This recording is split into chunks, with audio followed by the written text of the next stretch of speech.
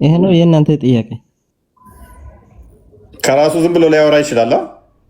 መጽሐፍ ውስጥ የተጻፉት አዲስ ላይ ያሉት ከራሱ ዝም ብሎ የሚያወራ ናቸው ወይስ አይደሉም? ጊዜ ላይ ማባከን እንደዚህ በጣም የወረደ ጥያቄዎች ነው የምትጠይቁት። ምክንያቱም ከራሱ አንዳች አይናገርም፣ መገለጥ ነው እንጂ ራእይ ነው እንጂ ይላል። ያዘዋ። ስለዚህ መሐመድ ለቅማል ላም ረዱላት በግ ረዱላት የሚለው መገለጥ ነው እሱ የተናገራቸው። የአባትን ብልት ሂድና ንከስ ብሎ ሲል መሐመድ መገለጥ ነው። እንደዚህ አትበል፣ እየቀጠፍክ ነው። ቀጣ አንብበው ክርስቲያን። እሺ አዲ አሳከኝ ትንሽ። ኦኬ እሺ አላዳብ አልሙፍራድ 963 ላይ ምን ይላል? ኡታይ ኢብን ዳሩማ እንደተናገረው አይ ሶ ዊዝ ኡበይ ኤ ማን ሁዝ ዋዝ አትሪቢዩቲንግ ሂምሰልፍ ኢን ላይኔጅ ዊዝ አትሪቢዩሽን ኦፍ ጃሂሊያ። አንድ ሰው ልክ በጃሂሊያ ዘሩን ከጃሂሊያ ጋር በማመሳሰል ሲናገር ሰማሁት አለ። ሶ ኡበይ ቶልድ ሂም ቱ ባይት ሂዝ ፋዘርስ ሜል ኦርጋን ኤንድ ዲድ ናት ስፒክ ፊገራቲቭሊ በት ዋዝ ኤክስፕሊሲትሊ። ከዛ በኋላ ኡበይ ያንን ሰው ምን ይለዋል? ራሱን ከጃሂሊያ ጋር ሲያወዳደር ወይም ደግሞ ሲያስጠጋ ያየውን ሰው የአባቱን ብልት ሄዶ እንዲነክስ ነገረው ይላል። ሶ ሂዝ ኮምፓኒየን ሉክ አት ሂም። ከዛ በኋላ ጓደኞቹ ወደሱ ተመለከቱና ሂ ሴድ ኢት አፒርስ ዛት ዩ ዲስአፕሩቭ ኦፍ ኢት ዘን ሂ ሴድ አይ ዊል ኔቨር ሾው አፕሬንሽን ቱ ኤኒዋን ዊዝ ሪጋርድ ቱ ዚስ። ምን አለ? ማንም ሰው እንደዚህ አይነት ነገር ቢናገር ለሱ ምንም ፍራቻ የለኝም፣ አልፈራውም። ቬሪሊ አይ ሄርድ ዘ ፕሮፌት ሴድ፣ መልእክተኛው የአላህ መልእክተኛ እንደዚህ ብሎ ሲናገር ሰምቻለሁና ሁኤቨር አትሪቢዩት ሂምሰልፍ ኢን ላይኔጅ ዊዝ አን አትሪቢሽን ኦፍ ጃሂሊያ ዘን ቴል ሂም ቱ ባይት ሂዝ ፋዘርስ ሜል ኦርጋን። ማንም ሰው ራሱን ከጃሂሊያ ወደ ጃሂሊያ እያስጠጋ ቢናገር የአባቱን ብልት ሄዶ እንዲነክስ ንገሩት ብሎ ነቢዩ ሲናገር ሰምቻለሁ አለ። አሁን መሐመድ እዚህ ጋር የአባትን ብልት ንከስ ብሎ የተናገረው ወሂ ነው ወይስ አይደለም?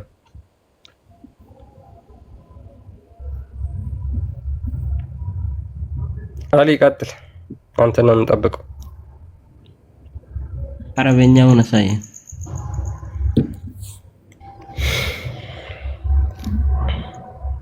ቀጥል እያነበብክ ተርጉም። حدثنا عثمان المؤذن قال حدثنا عوف عن الحسن عن النبي بن ضمرة قال رأيت عند أبي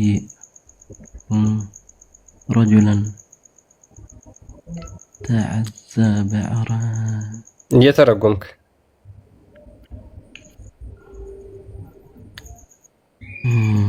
بعزاء الجاهلية فأعضه أبي ولم يكنه فنظر إليه أصحابه قال كأنكم أنكرتموه فقال إني لأهاب في هذا أحدا أبدا إني سمعت النبي صلى الله عليه وسلم يقول من تعزى بعزاء الجاهلية فأعضوه ولا تكونوا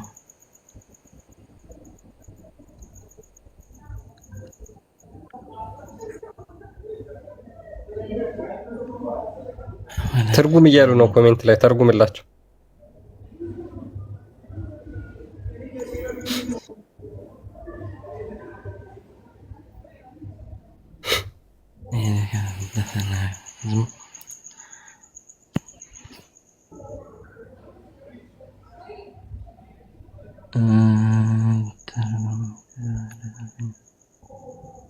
في هذا أحد أبدا إني سمعت النبي صلى الله عليه وسلم. كيف فرقه؟ መጨረሻውን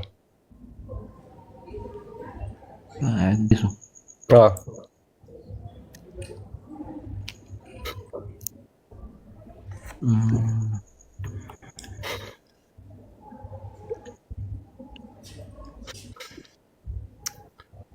በቃ ችግር የለውም። ያነበብኩን ተርጉመው።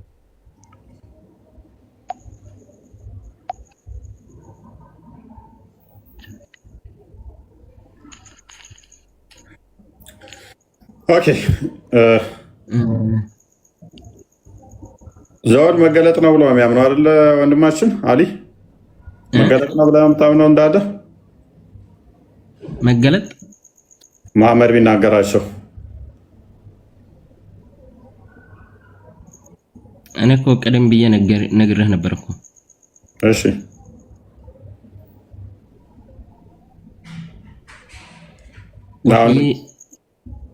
ወሕይ እኮ ወሕይ የሚባለው ቁርአን ነው። ኦኬ ከቁርአን ውጭ ያሉት ወይ አይደለም ማለት ነው። ከቁርአን ውጭ ያሉት ወሕይ አይደለም። ስለዚህ ከቁርአን ውጭ ያሉት ወይ አይደለም ዝም ብሎ የማመን ንግግር ናቸው ማለት ነው። ቁርአን ላይ ብቻ ያለው ነው ወይ? በሐዲስ ቁርአን ፈስረውታል እውነት ለመናገር። ስለዚህ አሁን ቁርአን እንዴት ቆምና ኢሳ እንደሚመለስ እንደሚመጣ የተናገረበትን አንድ ጥቅስ ትሰጠኛለህ። ስለ ደጃል አንድ ጥቅስ ስለ ኢሳ ተመልሶ እንደሚመጣ ስንት ዓመት እንደሚቆይ ምን እንደሚያደርግ አንድ ጥቅስ ብቻ ከቁርአን ትሰጠኛለህ። ተመልሶ ይመጣል የሚል እንኳን አንድ በል። ስለ ደጃል አንድ ጥቅስ ከቁርአን ላይ ደጃል ምን አይነት ነው እንዴት ነው ይመጣል የሚለውን አንድ ጥቅስ ትሰጠኛለህ። በመቃብር ቅጣት ውስጥ ስለ ሽንት መንካት ምናምን መቃብር ቅጣት ትቀጣላቸው የሚል አንድ ጥቅስ ትሰጠኛለህ። በቀን 5 ጊዜ ትሰግዳለህ። ስርዓቶቹን መቼና እንዴት ሰዓቶቹን አንድ ጥቅስ ትሰጠኛለህ። ሀጅ ታደርጋለህ። ሀጅ ስርዓቶችን አንድ ጥቅስ ትሰጠኛለህ።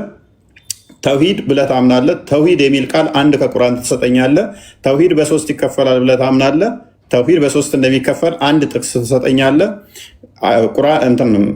ካባው ያለው ጥቁሩ ድንጋይ ከገነት የወረደ ነው፣ ከወተት ነጭ ነበር፣ ኃጢአት ተሸክሞ ጠቁሯል ብለህ ታምናለህ። አንድ ጥቅስ ትሰጠኛለህ። በቂያማ ቀን ሸፋ ይሆነናል፣ ምላስና አይን ይዞ ይመጣል ብለህ ታምናለህ። አንድ ጥቅስ ትሰጠኛለህ።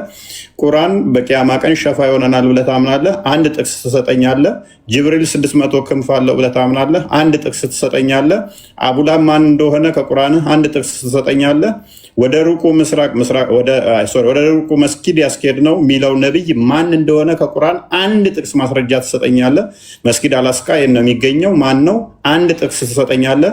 ነቢይ የት እንደተወለደ ማን እንደሆነ ነቢይህን አንድ ጥቅስ ትሰጠኛለህ ከቁርአን ነው። ልጨምርልህ። አሁን የዘረዘርከው ነገራቶች ሁሉ የነቢይ ሐዲስ ላይ የተጠቀሰው ቁርአን ላይ ያልተጠቀሰው ነገር መሆኑን አውቀህ ነው። ነገር ግን እኔ ነብዩ የተነገረውን አላምንም ብያለሁ እንዴ? አሁን የዘረዘርከው ሁሉ ነብይ ሐዲስ ላይ የተጠቀሰ ቁርአን ላይ ያለመኖሩን አውቀህ ነው። ወሽሚንስ ቀደም ብሎኛል። አዳም ነብይ የተረገን የሰራው ፐርሚስ ምንድነው? ቁርአን መገለጥ ነው፣ ሐዲስ ደግሞ የነብዩ ወሬ ነው ብለህን ነበረ። ተረት ተረት ነው ብለህናል፣ ተስማምተሃል። ስለዚህ በተረት ተረት ነው ዶግማህን የመሰረትከው። እነኚህ ሁሉ የጠቀስኳቸው ቁርአን ላይ የሉም፣ ተረት ተረት ናቸው ማለት ነው። ነብይ መሐመድ እናመሰግናለን። መገለጥ ባልሆነ ነገር ለመብታም ነው። ታዲያ መገለጥ አይደለም እኮ መገለጥ ባልሆነ ነገር ለመብታም ነው። መገለጥ ጅብሪል እንኳን ማን እንደሆነ ሳታቅ መላኪውን ሴጣኒውን አታቅም። ጅብሪል ስንት ክንፍ እንዳለው አታቅም። ምክንያቱም ቁርአን ውስጥ የተጠቀሱት ክንፋቸው የተለየ ነው፣ የጅብሪል የተለየ ነው ብለህ የምታምነው። መላኪውን ሴጣኒውን አታቅም። ሙሐመድ የት ነው መገለጥ የመጣለት? አይታወቅም። ሚስቶቹ እነማን ናቸው? አይታወቁም። ምንድን ነበር ሙሐመድ? አይታወቅም። በስንት ዓመቱ ነብይ ሆነ? አይታወቅም። ዝም ብሎ ብቻ የነብዩ ቤት እንዳገቡ የሚል ጥቅስ አለ። ተበላችሁ ተበተኑ የሚል አለ። የነብዩ ሚስቶች ማግባት አትችሉም እሱ ከሞተ የሚል ጥቅስ አለ። እነማንን ነው ማግባት ማይችሉት? አይታወቅም። እናንተም ቢፈታችሁ ሌላ የተሻለ ድንግል ታዛዥ ቆንጆ ሴቶችን አላህ ሊያጋባው ይፈልጋልና ዋላ ከፈታችሁት የሚል አለ። ከፈታችሁ ሶሪ ማንን ነው የሚፈታው? እነማንን ነው? አይታወቅም። አዳምጠኝ። አሁን እኔ እንደው አትቀደም። ይሄ ሁሉ አስተምሮ የሌለበት እኔን አዳምጠኝ። ነብዩ መሐመድ ያወራውን እውነት መሆኑን አውቃለሁ። ቁርአንም ሆነ ሐዲሶችን እሱ ያወራውን ሁሉም እውነት መሆኑን አምንበታለሁ። እኔ መገለጥ ነው ብለህ ነው የምታምነው? አይደለም። ነብዩ መሐመድ ያወራውን ሁሉ እውነት መሆኑን አምናለሁ። እኔ መገለጥ ነው ብለህ ነው የምታምነው? ምን ብለህ ነው የምታምነው? መገለጥ ትላለህ። የምን መገለጥ ነው የምታወራው? ወህይ የሚባለው ቁርአን ነው። ወህይ የሚባለው ቁርአን ነው። ስለዚህ ጎበዝ፣ አላህና ሙሐመድ ተረዳርተው ነው ሃይማኖትን እስልምናን የመሰረቱት እያለን ነው። ወይ የሚባለው ቁርአን ነው ውሽዝ አላህ የተናገረው አላህ ቁርአን ብቻ ይሆናል። ሐዲስ ደግሞ የመሐመድ ይሆናል። እምነታቸው አብዛኛው የተመሰረተው ሐዲስ ላይ ነው ከቁርአን በላይ። ስለዚህ ችግር አለው ታዲያ። ስለዚህ መሐመድ እና አላህ ተረዳርተው ነው እስልምናን የመሰረቱት ማለት ነው። አንተ እኮ ነው እሱን ያስጨነቀው እንጂ እኛ አላስጨነቀንም። እሱ ምን ችግር አለ ይለኛል ደግሞ ድፍረት። አንተ እኮ ነው ያስጨነቀ።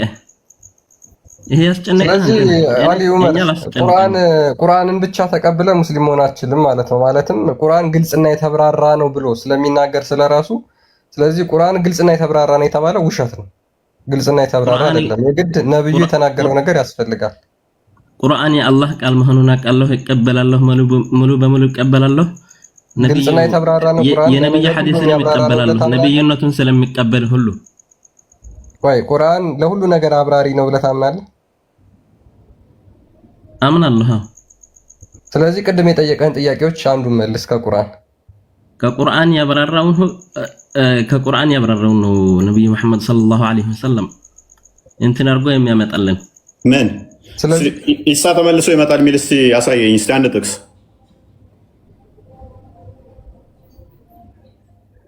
ኢሳ ተመልሶ ይመጣል የሚለው ነው ሐዲስ ላይ ቢሆንም ማለት ነው። ቁርአን ላይ አለ ብለኸኛል እኮ እሱን ነው የሚያብራሩት። ቁርአን ላይ ያለውን ብለህ ነበር። እሺ ጥቁሩ ድንጋይ ከገነት ነው የወረደ የሚል እስቲ ቁርአን ላይ ያሳየኝ።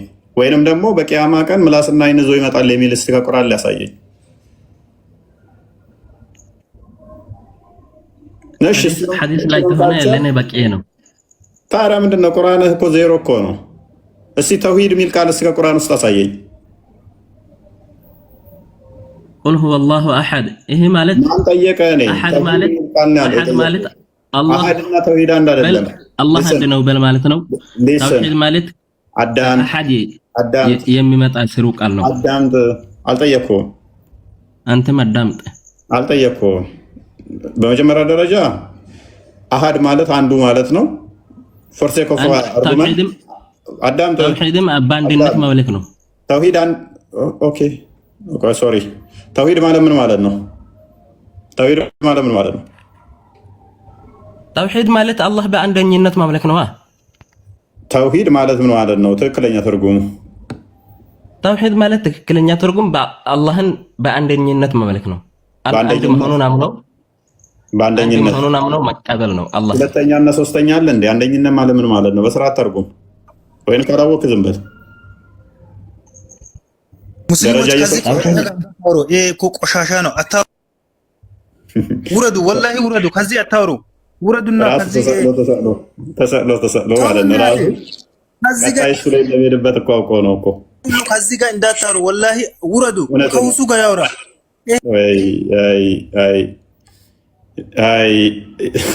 እስቲ ጆሮውን ጠምዛችሁ እስቲ አንጡት። እኔ ፊት እስቲ ድፈር እና እሱ የምትሉትን ሰውዬ እኔ ፊት አንጡት እስቲ። ኤኒዌይስ በደንብ አስተውሉ። አንድ ጥያቄ ልጠይቅህ አሊ። ተውሂድ ማለት በመጀመሪያ ደረጃ አንደኝነት ማለት ሳይሆን እውቀት የሌለው ሰው ስታገኝ ነው የምታራም ጨገራም ነርባሽ ካለ ተውሱ አንተ ልብ ካለ ተውሱ መንፈሳቸው ተመታ። ምክንያቱም አሁን የጠቀስኳቸው እንዳለ ቁርአን ላይ እንደሌሉ ሲነገሩ እንደዚህ ሪቴት አደረገ ሰውነታቸው ቆመ። በቃ ቁራቸው ሁሉ ተቆጥቷል። አሁን ዘንዶ ለምን ይቆጣል? እሱ አይደለምና ንጽጽር ከሚሰሩት አንድ ሰው ጋር አያወራም።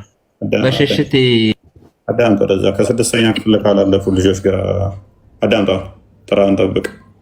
ስለኔ እውቀትና ስለኔ ችሎታ እናንተ ከምታወሩት በላይ የራሳችሁ ኡስታዞች የመሰከሩትን ላስደምጥ እችላለሁ። አንድ ሳይሆን ወደ 10 የሚጠቀሱ የሚጠጉ እፎይ በሚነሱ አርጉመንቶችና ሀዲሶች ሰምተናቸው አናውቅም።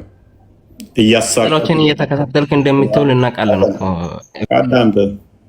የትኛውም አርጉመንት የለህም ብቅ ለማለት አዳምጥ።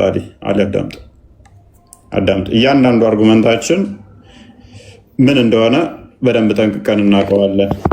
ስታክ አርጎ ቆሟል። እናንተ የውይይት ጀማ ስታክ አርጎ ነው የቆመው።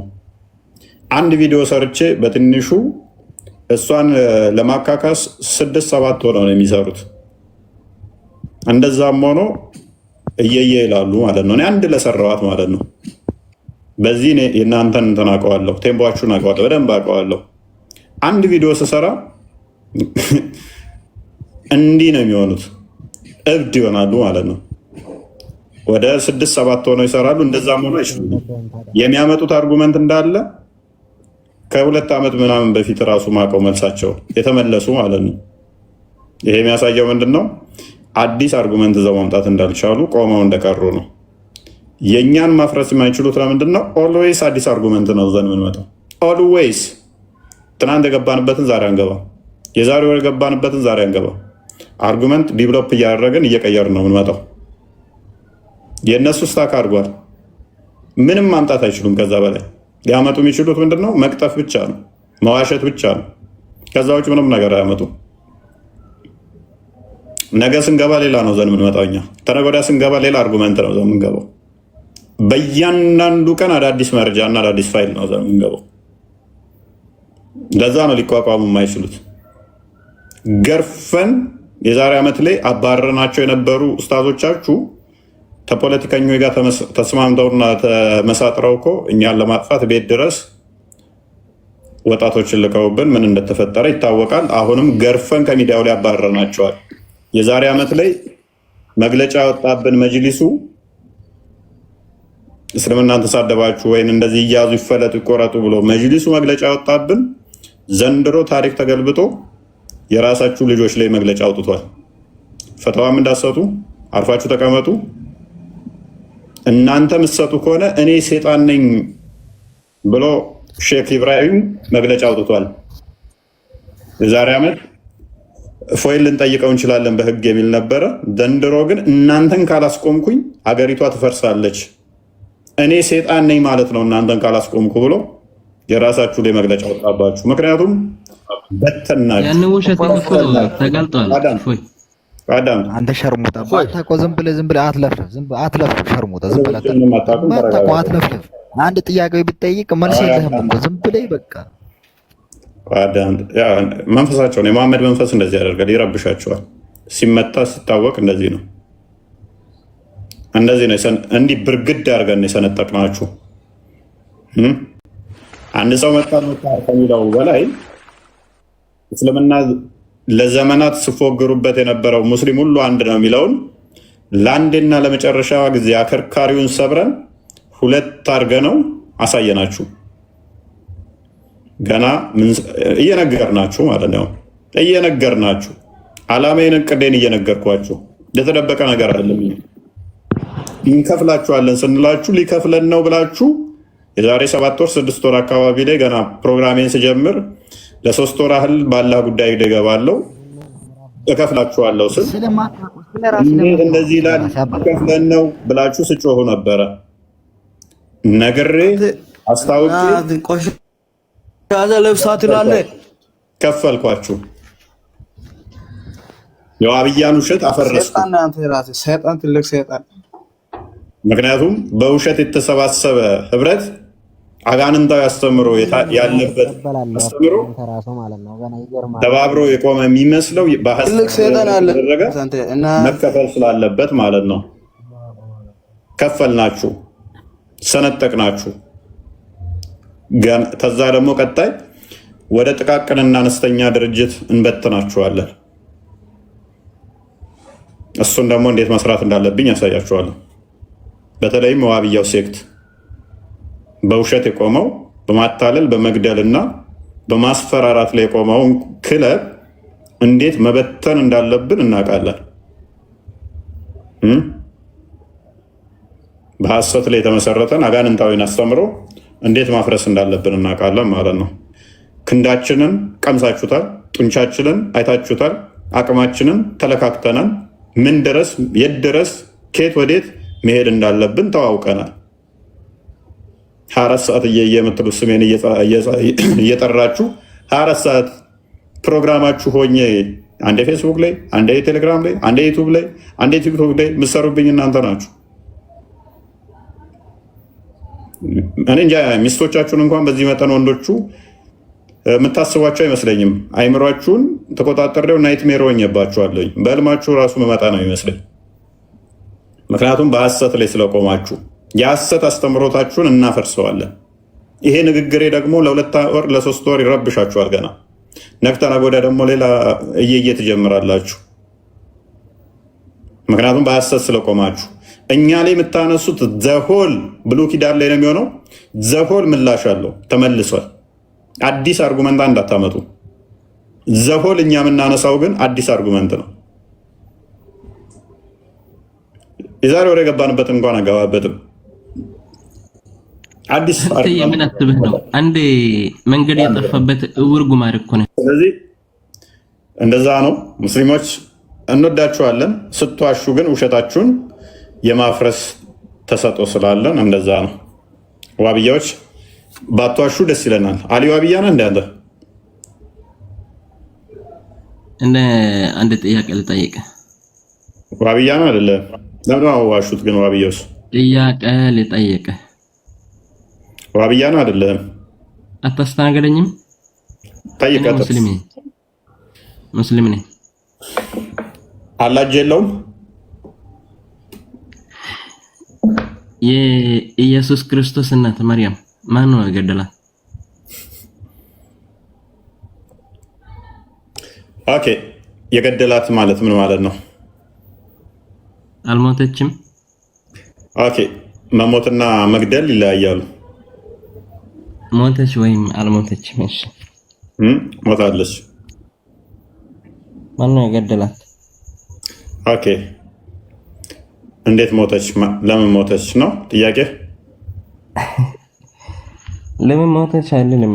ምክንያቱም ሰው ናትና አምላክ። እሺ፣ አምላክ ቀጥል። የተኛው ልጇ ነው? አምላክ አልኩህ እኮ። ልጇ ነው ወይስ አምላክ አልኩህ? የተኛው አምላክ ነው? ሞት ምንድን ነው? ሞት ነው። ሞት ምንድን ነው? ሞት ነው። ሞት አንድ ሰው ሕያው ነበረ፣ ከዛ ሞት ሲመጣ ሞት ተቀበረ ማለት ነው። እሺ ጥሩ። መሞት ውርደት ነው ወይንስ ክብር ነው? ያንን አይደለም የኔ የምጠይቀህ። መልስልኝ። መሞት ውርደት ነው ክብር ነው? ሞት ውርደት አይደለም። ሁሉም ሰው የተፈጠረው ለሞት ነው። ጎበዝ። ታዲያ ለምን ትጠይቀኛለህ? ስፔሲፊካሊ የእሷን የገደላትን ነው የጠየቅኩህ። ለምን ትጠይቀኛለህ? ስፔሲፊካሊ የእሷን አልኩህ እኮ። ክብር እሷን የጠየቅኩህ ለምሳሌ የእሷ ልጅ ኢየሱስ ክርስቶስ አለ እና ልጇ ነው የገደላት ወይስ ሌላ ፈጣሪ ነው? የገደላት ማለት ምን ማለት ነው? ንግግርን አስተካክል። መልስልኝ። ኤኒዌይስ እንደኛ አስተምሮ ከሆነ ያ አምላክ ክርስቶስ ምን ይላል? ዮሐንስ ራእይ ምዕራፍ 1 ላይ ቁጥር 17 እስከ 18 የሞትና የህይወት ቁልፍ አለኝ፣ የሲኦልና የህይወት ቁልፍ አለኝ ይላል። ስለዚህ ነፍስ ሊቀበል ሊያነሳ የሚችለው እርሱ ነው። ልጇ ይህን የማድረግ ስልጣን አለው። ማርያምንስ ነፍሷን ተቀብሏል ወይ? በሚገባ ክርስቶስ ይህን አድርጓል ወይ? አዎ። ለምን? ምክንያቱም ትንሣኤ ህይወትን ሊሰጣት የሚያምንብኝ ቢሞት እንኳን ሕያው ይሆናል፣ ሕያው የሆነ ለዘላለም አይሞትም ብሏልና ልጇ ደግሞ ታምንበታለች እና ዮሐንስ ወንጌል ምዕራፍ 11 ቁጥር 25 ላይ እንደተናገረው ሕያውነትን ለማግኘት እኛ አንዲት ቅንጣት ስንዴ ወድቃ እሷም ሞታ በስብሳ ካልተነሳይ ክብር እንዳሌላት ሁሉ በአንደኛ ቆሮንቶስ ላይ ሐዋርያው ቅዱስ ጳውሎስ ምዕራፍ 15 ላይ እንደሚናገረው ክብር በድካም ይዘራል፣ በውርደት ይዘራል፣ በክብር ይነሳል። በድካም ይዘራል፣ በኃይል ይነሳል። ክፍሉን አንዴ ክፈተው። ስለዚህ ያ በድካም የነበረው አካል በክብር እንዲነሳ መሞት ነበረባትና በኃይል እንዲነሳ ትንሣኤን ከልጇ ጋር የምታገኝበት ነውና የበለጠ ክብር ነውና ያ ደግሞም ትንሣኤን አግኝታለች፣ ሞታም አልቀረችም። ሁለት አይነት ሞት አለ። አንደኛ ሞት ከእግዚአብሔር መለየት ነው። ሞተው እንኳን ተቀብረው በሲኦል የሚጣሉት ነው። እሱ ሙሐመድ የሚቀምሰው ማለት ነው። ዘላለማዊ ፍዳ ስቃይ ያለበት ሙሐመድ ያለበት ማለት ነው። ማቴዎስ ወንጌል ምዕራፍ 25 ከቁጥር 36 ጀምሮ ወደ ገሃነመ እሳት የሚጣሉት እሱ የስቃይ ሞት ይባላል። የሙታን ትንሣኤ ደግሞ እንዲህ ነው። በመበስበስ ይዘራል፣ ባለመበስበስ ይነሳል። በውርደት ይዘራል፣ በክብር ይነሳል። በድካም ይዘራል፣ በኃይል ይነሳል። ፍጥረታዊ አካል ይዘራል፣ መንፈሳዊ አካል ይነሳል። ፍጥረታዊ አካል ካለ መንፈሳዊ አካል ደግሞ አለ። እንዲሁ ደግሞ ፊተኛ ሰው ምናምን እያለ ይሄዳል። ስለዚህ ያ በድካም የሚዘራው በኃይል እንዲነሳ፣ ፍጥረታዊ አካል የነበረው በምን እንዲነሳ? በኃይል እንዲነሳና እንዲሁም ደግሞ በመንፈሳዊ አካል እንዲነሳ ማርያም ያንን ጸጋ መካፈል ነበረባትና ያንን ማግኘት አለባትና ያ ሞታለች። የልጇን ትንሣኤ ማግኝታለች። ማለትም የሚያምንብኝ ቢሞት ሕያው ይሆናል ባለው ቃሉ መሰረት አምናበት ብትሞት ሕያው ሆናለችና ትንሣኤን አግኝታለች፣ ተነስታለች። ዮሐንስ ራዕይ ምዕራፍ 1 ቁጥር 17-18 ክፈተው። ምክንያቱም ማንዘነጋው ክርስቶስ በስጋ ከእሷ ቢወለድም ፈጣሪዋ ነው፣ ለእሷ ፈጣሪዋ ነው። በደንብ አስተውሉ። ለእሷ ምኗ ነው? አምላኳ ነው። ለእሷ ምኗ ነው? አምላኳ ነው። እሷን ካለመኖር ወደ መኖር ያመጣት ማን ነው?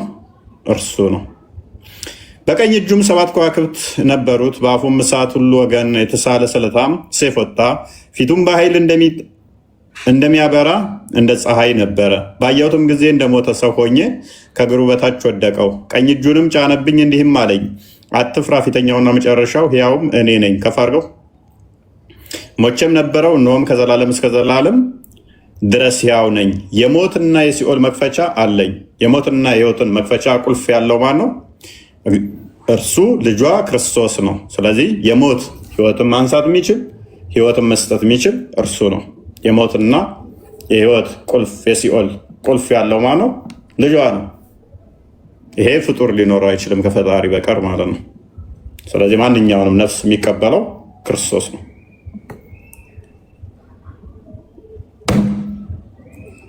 ጥያቄ አለ? ጨረስክ? ያ እሺ። መርያም የተገደላቸው የሞተችው ክርስቶስ ከመሞቱ በፊት ነው? ከሞቶ ከተነሳ በኋላ ነው? ምንድነው ጥያቄ? ለምንድን ነው የፈለግከው? በኋላ ሆነ በፊት ሆነ? ምንድነው ፍላጎት? መልስልኝ። ጥያቄ ለምንድን ነው የፈለግከው? ማወቅ ፈልጌ ነው። ክርስቲያን ቀጥልሽ። ጥያቄህን ለምን ግልጽ አታደርገውም? አሊ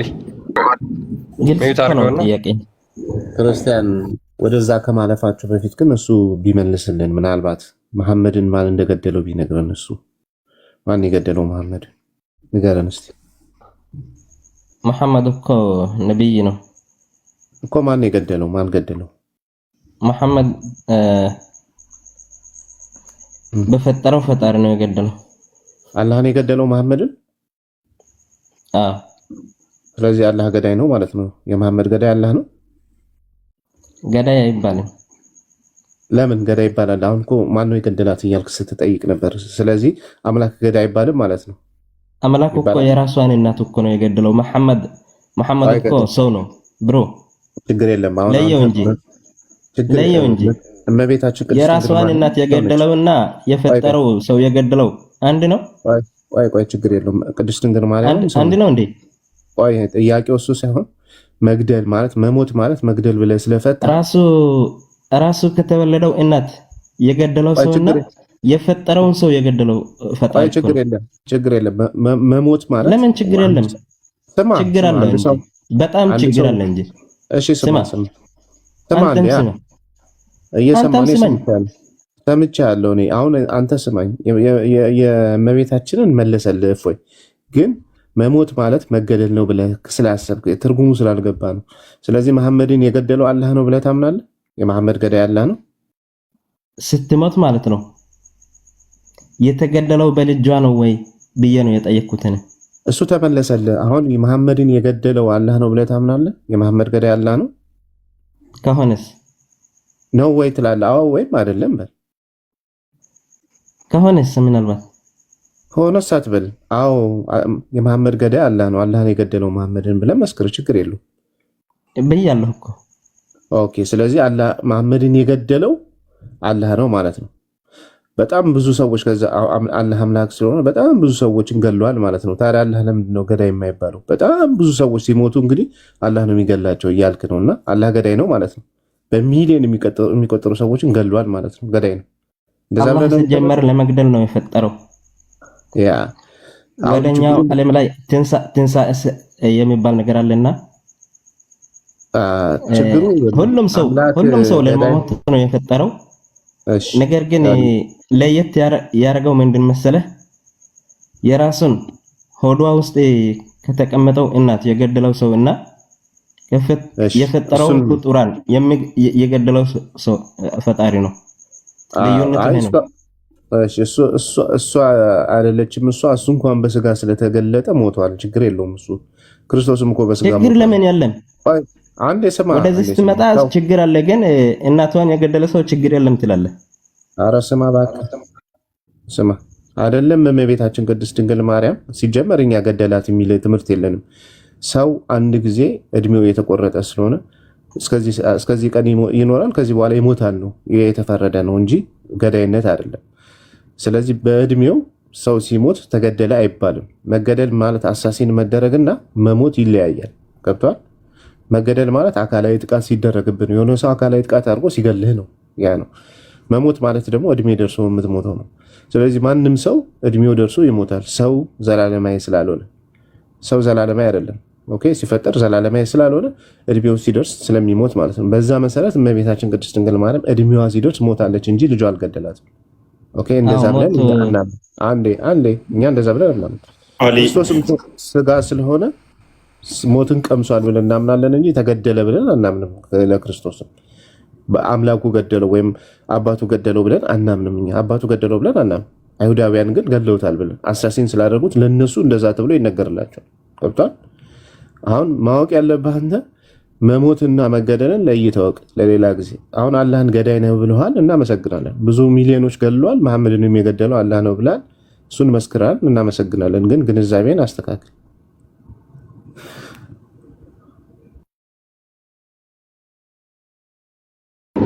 ልዩነቱ እኮ ነገርኳቸው እኮ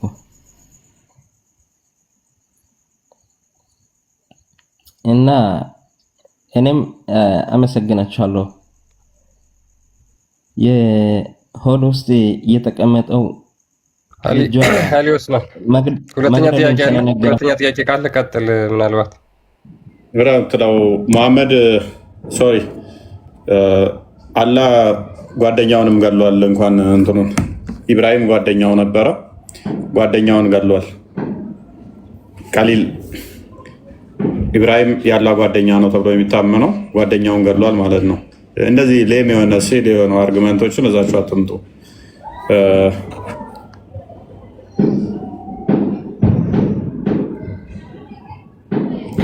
እሱ ብቻ ሳይሆን ሙሐመድ ምርጡ ነብዩ ነው ብለው የሚያምኑት እንግዲህ የመጨረሻው ነብይ ነው ብለው የሚያምኑት እኛ የልብ ደም ስሩን ቆርጦ አላህ ገደለው ማለት እኮ እንችላለን።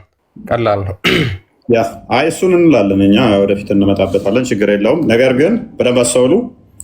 ሞት ምንድነው? እሱ ለክርስቲያኖች ሞት አስደንጋጭ ነበረ በብሉይ ኪዳን ላይ። በአዲስ ኪዳን ግን ክብር ነው። ሞት ውርደት አይደለም፣ ክብር ነው።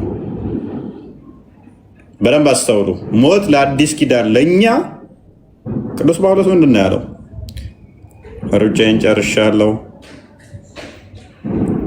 መልካሙን ገድል ተጋድያለሁ፣ ልሄድ እቸኩላለሁ አይደል ያለው? አሊ የጨነቀው ምንድነው? ሞትን ክርስቶስን ስላላወቀ ስላልቀመሰ። ሞት ምንድነው? ለእኛ ለክርስቲያኖች ክብር ነው፣ ውርደት ሳይሆን ጸጋ ነው፣ ከፍታ ነው። ሞት ወይ መውጊያ ሄት አለ፣ ሲኦል ወይ ድል መንስያ ሄት አለ። አንደኛ ቆሮንቶስ ምዕራፍ 15 ላይ ቁጥር 55 ላይ ተብሎ የተዘፈነበት የተዘመረበት ነው። ድል ተነስቷል። ሞት ለእኛ በጉጉት የምንናፍቀው እቺ ኪራይ ህይወት ነች። እቺ ስቃይ መከራ ያለባት ነች።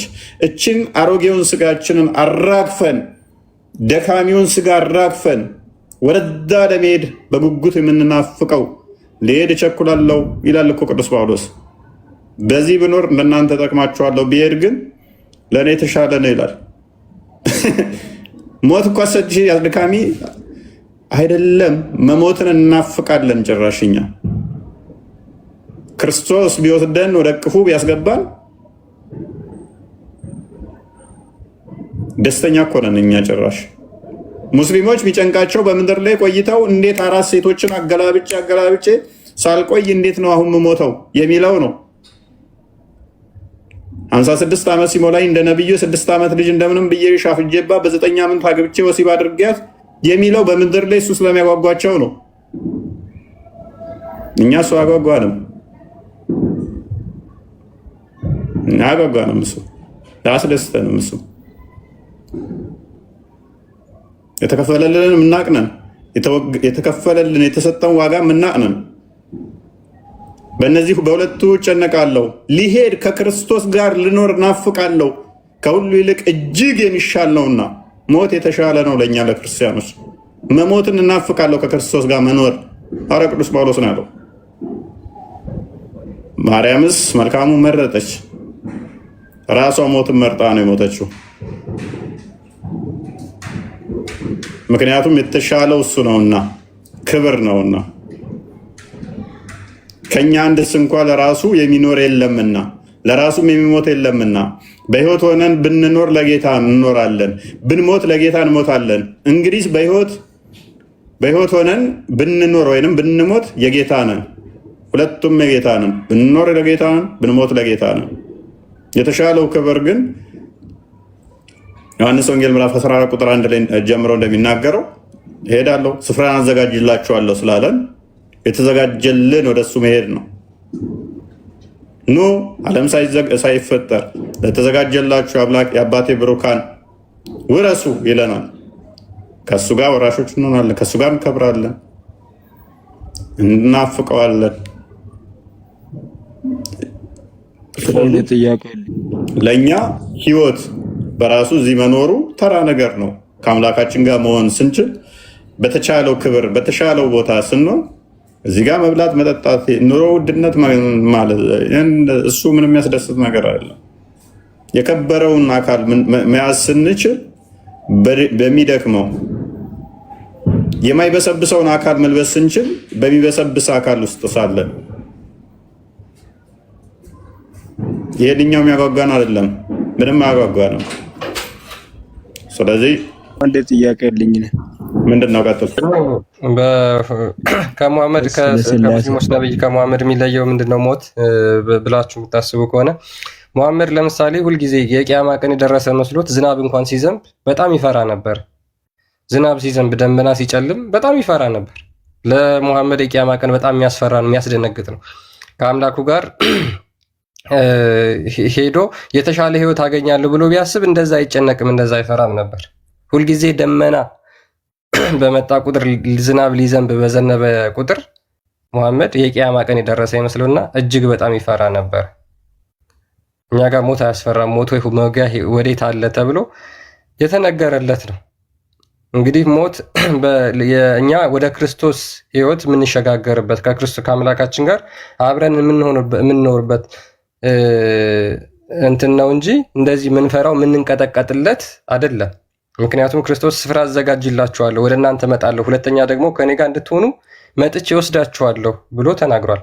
ስለዚህ ክርስቶስ ትንሣኤ ህይወት ነው። ይሄ ከህይወታችን ጋር ከትንሣኤያችን ጋር ለመኖር እኛ ሞት የሚያስፈራን የሚያንቀጠቅጠን አይደለንም። ደመና ባየን ቁጥር የሚያስፈራ ዝናብ በዘነበ ቁጥር የምንጮህበት አይደለም ሞት ማለት ነው። እና አሊ ኡመር ምናልባት ይህንን ኮንሴፕትን እንደው ክርስቶስን የእውነት አግኝተህበት ሞት ምንም እንዳይደለ ትረዳለህ። ምክንያቱም ሐዋርያቶች እንኳን ሁሉን ጥለው ተከትለውት ህይወታቸውን በሙሉ ሰጥተውታል። ለእነሱ ሞት ምንም አይደለም። ምክንያቱም ሲሄዱ የሚያገኙትን ህይወት ያውቁታልና ማለት ነው። እና ያን ያህል አሊ ኡመር ክርስቲያን ብትሆን ምናልባት ሞት እንደዚህ የሚያስፈራ አይመስለኝም። ስማኝ ነቢዩ መሐመድ ሰለላሁ ዐለይሂ ወሰለም ያ ዝናብ ሲዘንብ የምፈራው ለራሱ እንዳይመስልህ ለህዝቦች ነው። ምንም እንዳይነካቸው በጣም ህዝቦችን ስለሚያስብላቸው ዝናቡ እንዳይመታቸው ፈርቶ ነው። ዝናብ ሁሉም ነገር ውስጥ ይዟልና ኸይር አለው ሸርም አለው ብዙ ነገር ይዟልና ዝናብ ይሄ ዝናብ ህዝቦችን እንዳይጨርስ መጥፎ ነገር እንዳይኖረው ብሎ ነው እንጂ ለራሱ እንዳይመስል የምፈራው ነብዩ መሐመድ ሰለላሁ ዐለይሂ ወሰለም የትንሣኤ ቀን የደረሰ መስሎት ነው የሚፈራው ወንድማችን። የቂያማ ቀን የደረሰ መስሎት ነው የሚፈራው እንጂ ያ ዝናብ ሸር ይዞ መጥቷል ብሎ አይደለም። ትንሣኤ ቀንም ቢሆን እኮ ታዲያ ለህዝቦች እኮ ነው። ስለዚህ አንተ አትዋሽ። ለምን ትዋሻለህ ወንድማችን? ያ ዝናብ መጥፎ ነገር ይዞ መጥቷል ብሎ ሳይሆን ያ ዝናብ የሚያስጠላ ነገር ወይም ህዝቦቹን የሚጎዳ ነገር መጥቷል ብሎ ሳይሆን ወይኔ ቂያማ ቀን ደረሰ ብሎ ነው የሚፈራ የነበረው። እየዋሸሁ ነው አንተ። ኦኬ እየዋሸሁ ነው። ኦኬ ስለዚህ እኔ የተናገርኩት ነገር እውነት ከሆነ አንተ የተናገርከው ነገር ተረት ተረት ውሸት ነው ማለት ነው አይደል?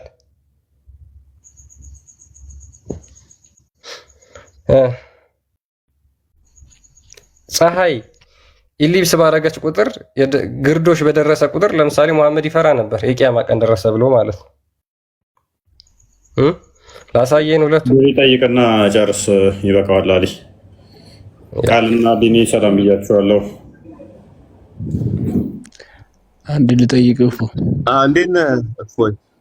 ሰላም ቀጥል ከእናንተ ጋር ይብዛ። ለእንትና በዛዎችን ቁርአን ንገረው ለአሊ እና አሁን አንተ ላልከው ሳይሆን ሱረቱ የዋሻዎች ምዕራፍ 46 ቁጥር 9 ላይ በእኔም በእናንተም ምን እንደሚደረግ ስለማንም አላውቅም ብሎ መሐመድ ተናግሯል። ስለመጨረሻው ስለማያውቅ ነው የሚፈራው። እሺ ይሄ ቁርአን ላይ ያለ ከዛ አንጻር መሆኑን እንድትረዳ ለሌላው ጊዜ። እሺ ቀጥል ወንድም። እሺ እኔ ስለ ስላሴ ነው የምጠይቅና ስላሴ ሙሉ ክዳን ላይ ስለ ስላሴ አስተምሮት አለ? ሙሉ ኪዳን ምንድን ነው? አይ አዲስ ክዳን ሳይመጣ አሁን ከክርስቶስ ትውልድ በፊት ማለት ነው። ብሉ ኪዳን ማለት ነው። ኦኬ እሱን አስተካክልሽ። ብሉ ኪዳን ላይ ስላሴ አስተምሯል። አዎ በደንብ መሰረቱ እዛ ነው ያለው። የአዲስ ኪዳን አስተምሮ ብቻ አይደለም የስላሴ አስተምሮ በጣም በብዙ ቦታ ታሳይ ትችላለህ። እናሳያለን፣ ችግር የለም። ክፈትና ያሳይ መስሎች። ኦኬ ከገና ዘፍጥረት ሲጀምር ጀምሮ አሳየው። ገና ዘፍጥረት 1 ሲጀምር የእግዚአብሔርን አንድነትና ሶስትንም አካላት ይጠቅሳል ማለት ነው። እስቲ ያሳየን።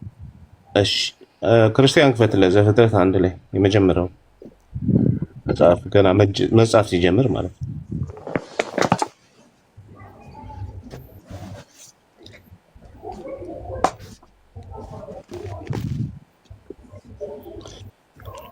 አንብብለት። በመጀመሪያ እግዚአብሔር ሰማይና ምድርን ፈጠረ ብሎ ይጀምራል። ስለ እግዚአብሔር ይናገራል። ምድር ባዶ ነበረች ይልና ከዛ በኋላ ምን ብሎ ይላል መሰለ? የእግዚአብሔር መንፈስ ደግሞ ምን በኋላ ሰፎ ነበር ይላል። አሁን ስለ እግዚአብሔር እየተናገረ ነው። ከዛ ደግሞ ስለ እግዚአብሔር መንፈስ እየተናገረ ነው አይደለ? ስለማይታየኝ ነው። አንብብለት ትክክል ካልመሰለው ድንገት ክርስቲያን ችግር የለም እንዳልከው ነው። በመጀመሪያ እግዚአብሔር ሰማይና ምድርን ፈጠረ። ምድርን ባዶ ነበረች፣ አንዳችም አልነበረባትም። ጨለማም በጥልቁ ላይ ነበረ። የእግዚአብሔርን መንፈስ በውሃ ላይ ሰፎ ነበረ። እግዚአብሔርም ብርሃን ይሁን አለ፣ ብርሃንም ሆነ። አሁን ደግሞ ስለ ቃሉ ብርሃን ይሁን የሚልበት ቃል አለው። ያ ቃሉ ደግሞ ፈጣሪ መሆኑን እየነገረ ነው። መጀመሪያ እግዚአብሔር አለ፣ ከዛ እግዚአብሔር መንፈስ አለ። ምንም አልነበረም፣ የእግዚአብሔር መንፈስ ተፈጠረ አይደለም። አየህ፣ ምንም አልነበረም ግን ሰፎ ነበር ነው የሚለው የእግዚአብሔር መንፈስ። ኦኬ፣ ስለዚህ ስለ እግዚአብሔር ተናገረ፣ ስለ እግዚአብሔር መንፈስ ተናገረ፣ እንደገና ደግሞ ስለ ቃሉ ተናገረ። ገና መጽሐፍ ሲጀምር ሙሴ ማለት ነው። ይኸው መጀመሪያ ብሉይ ኪዳን ላይ ላልከው ገና ሲጀምር የመጀመሪያው ምዕራፍ ስለ ስላሴ ነው የሚናገረው። እሺ፣ ስለ ስንት አካል እያወራ ነው እዚህ ጋር? ስለ 3 አካል። እስቲ 3 አካል እስቲ የታል? ምን ነው መንፈሱን እና እሱን ነው የተናገረው? እስቲ ሶስተኛ አካልስ? ቃሉ እግዚአብሔር ምን አለ? ብርሃን ይሁን አለ፣ ብርሃን ሆነ። እግዚአብሔር ብርሃንን የፈጠረው በምኑ ነው? ምን ይላል እዚህ ጋር? ቃሉና እግዚአብሔር ይለያሉ እንዴ? አይ ይለያሉ አላልኩም። ምን ያው ሶስቱን አካል ላስረዳ ነው። ችግር የለውም። ብርሃን አካል አላቸው ሶስቱም ለየብቻ። አዎ ሶስቱም ለየብቻ አካል እንዳላቸው እሱን እናሳያለን። ችግር የለም። በአዲስ ኪዳን በብሉይ ኪዳን እናሳያለን። ግን እዚህቹ ክፍል ላይ ብቻ ቆመ ስትመለከት እግዚአብሔር በመጀመሪያ ሰማይና ምድርን ከፈጠረ በኋላ የእግዚአብሔር መንፈስ በኋላ ያሰፈው ነበረ። ፍጥረቱ እንዴት ነው የፈጠረው የሚለውን ደግሞ ሲያብራራለ እግዚአብሔር ብርሃን ይሁን አለ፣ ብርሃንም ሆነ ይላል። ስለዚህ ይሄ ቃሉ ምን የሚያደርግ ነው? ሰማይና ምድር ወይ ብርሃንን የሚፈጥር ነው ማለት ነው። ስለዚህ ሶስቱን አካላት እንትን እያለ ነው። እያነበብኩ ስትሄድ ደግሞ የበለጠ ግልጽ እየሆነለ ይመጣል ማለት ነው ሌሎች ክፍል ላይ። እሺ እንትን ኢሳያስ ደግሞ እንደሚያስተምረው አንድ አምላክ እንዳለ ነው። ሶስቱም ምንም የተናገረበት የለም። ይለያሉ ነብያቶች እንዴት ነው? እኛ ሶስት አምላክ መቻለ ያለው አንድ አምላክ ነው። ግን አንዱ አምላክ ሶስቱ አካል እንዳለው እኮ ነው የምትለው። እያልኩ ያለሁት አንድ አምላክ አለ፣ አንድ ፈጣሪ። አሁን እኮ የእግዚአብሔር መንፈስና የእግዚአብሔር ቃል ያልኩ እንጂ ሶስት አማልክት ልትለው አችልም። የእግዚአብሔር ቃልና የእግዚአብሔር መንፈስ ነው፣ ሌላ አይደለም። እሺ አይ ለየብቻ አካልና አእምሮ አላቸው ለየብቻ እንደዛ የሚል አስተምሮ የለንም እኛ። ለየብቻ አይምሮ ያላቸው ብለን አንንም። አንድ ሀሳብ አንድ ፈቃድ ነው ያለው፣ አንድ መለኮት ነው ያለው። ግን አካል ላይ ሶስት ነው። አካል ቆይ ስማ አትቸኩላ። አካል ላይ ሶስት ነው የምንለው። ይኸው እዚህ ጋር እግዚአብሔር አለ፣ የእግዚአብሔር መንፈስ አለ፣ በኋላ የሰፈረው ደግሞ ቃሉ ደግሞ ብርሃን ይሁን ሲል ብርሃንን ያደረገ ቃል አለ። እነዚህ ሶስቱ አካላት ናቸው፣ ግን አንድ መንፈስ ነው፣ አንድ መለኮት ነው እያለን ያለ ነው እንጂ ሶስት መለኮት አላለም። ኢሳያስ ከእኛ አስተምሮ ጋር እኮ አይጋጭም። ሙሴም ራሱ ዘዳግም 6 ላይ እስራኤል ወይ ስማ አምላካችን እግዚአብሔር አንድ እግዚአብሔር ነው ብሎ ተናግሯል። አንድ ነው እግዚአብሔር፣ ግን የአንዱ ሶስት አካል አለው ነው። እሺ ኢየሱስ ደግሞ እንደሚያስተምር ከሆነ እኔ ከአብ እንደሰማው እናገራለሁ፣ በእኔ ያለው አብ ስራውን ይሰራል፣ እኔ አንዳች ነገር ከራሴ ማድረግ አልችልም ይላል። እዛ ከመሄድ በፊት ይሄን ማጥራ በደንብ ስላሴ ላይ በደንብ አጥራ አይሻልም? ያ ዘለለ ስላሴ የሚል ቃል አምጣሽ ዘለልክ ይወልከ ድርቆ አሁን እንደዚህ ቃላቶች ምናምን የመልቀም ሳይሆን ሀሳቡ ካለ ሀሳቡ ላይ እንነጋገራለን እንጂ ልክ የስድስተኛ ክፍል ተማሪዎችን እንደሚጠይቁት ቃል በቃል አምጡ እንደዚህ የሚል አምጡ። ይሄ ከአንድ ሃይማኖት ያለው ሰው እንደዛ ይጠይቅ። አይ ከሌለ የለም መጽሐፎች በቃል ነው ማምጣት ያለባችሁ እናንተ።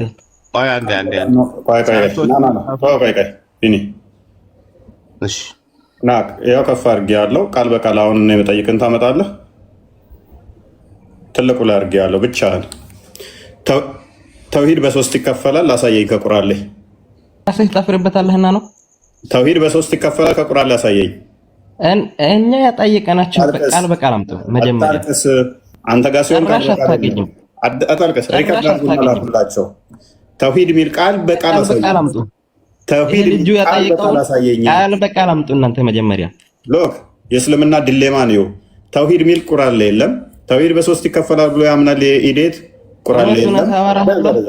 አዳምጥ። ተውሂድ አላመጣም። እናንተ የራሳችሁ ጥያቄ ቃል በቃል አሳዩ።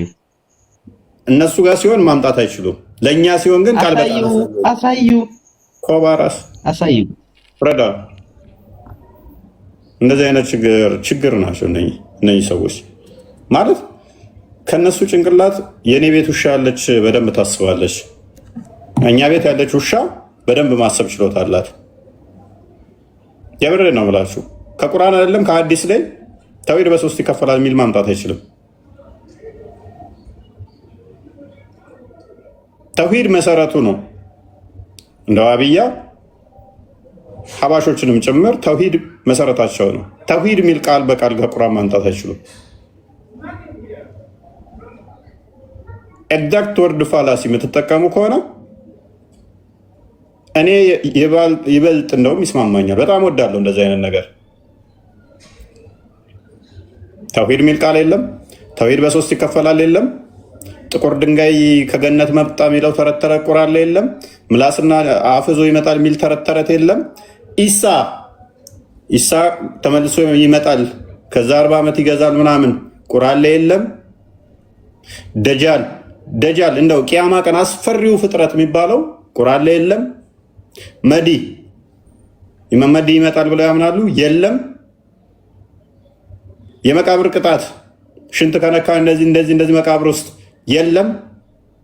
ጅብሪል 600 ምናምን ክንፍ አለው የለም። ሙሐመድ መቼ ነው መገለጥ የመጣለት? የት ነው መገለጥ የመጣለት? የለም። የቁርአን ጸሐፊዎች ማን እንደሆኑ አይታወቅም። አቡላ ማን ነው አይታወቅም። ሩቁ ምስራቅ ሩቁ መስጊድ አላስቃ ምን እንደሆነ አይታወቅም። ዘካ ምን ያህል መስጠት እንዴት መስጠት እንዳለባቸው አይታወቅም። የዘሞተች ሴት ወይም የዘሞተ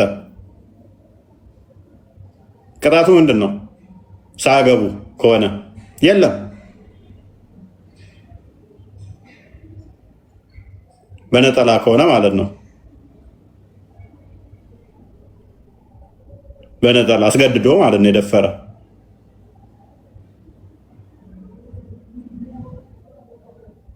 እንቀጥል።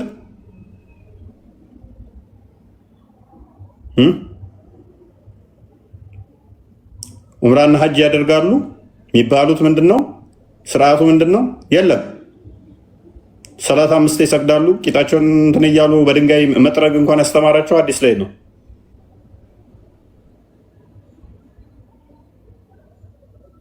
የለም። ኤግዛክት ወርድ ፋላሲ ግን እኛ ጋር መጥተው ይጠይቃሉ። ከ6ኛ ክፍል ያላለፈ ኡስታዝ እየሰሙ እኛ መጽሐፋችን እንደውም ኤግዛክትሊ የተብራራ ነው። እናንተ ጋር ስናመጣ ዙሪያ ስንገርፋችሁ ግን እጥፍ ኢንሺ ጥያቄዎችን በሺህ ጥያቄዎች መጠየቅ እንችላለን። እናንተ ጋር ፍልድ የሆነ መጽሐፍ ተሸክማችሁ ማለት ነው።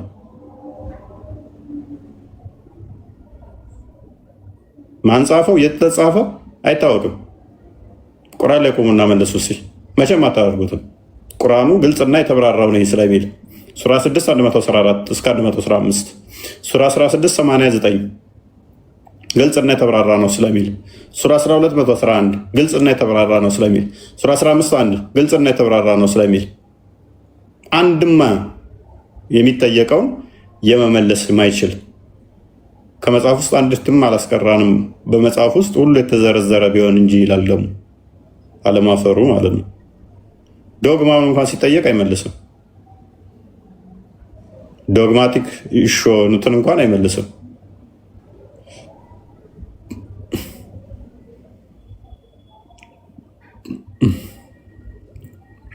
በገነት ስንት ወሲብ ያደርጋሉ? እንዴት ወሲብ ያደርጋሉ? በምድር ላይ እንዴት ነው ወሲብ የሚያደርጉት? ሙሐመድ ቤት መግባት አለባችሁ የለባችሁም? እሱ ተዘርዝሯል። አላህ ዛት አለ የለውም? አልተጠቀሰም።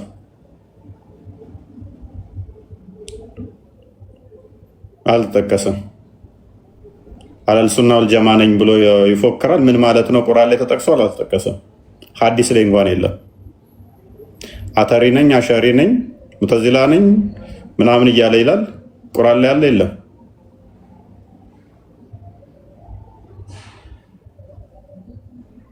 አይ ሻፊ ነው የምከተለው፣ አንበሊን ነው የምከተለው፣ ሐናፊን ነው የምከተለው፣ ማሊክን ነው የምከተለው ቁርአን ላይ ተከተሏቸው ተብሏል? የለም አልተባለም። ሐዲስም አያውቃቸው እንኳን ቁርአን ላይ ሊባሉ ተከተሏቸው ሊባል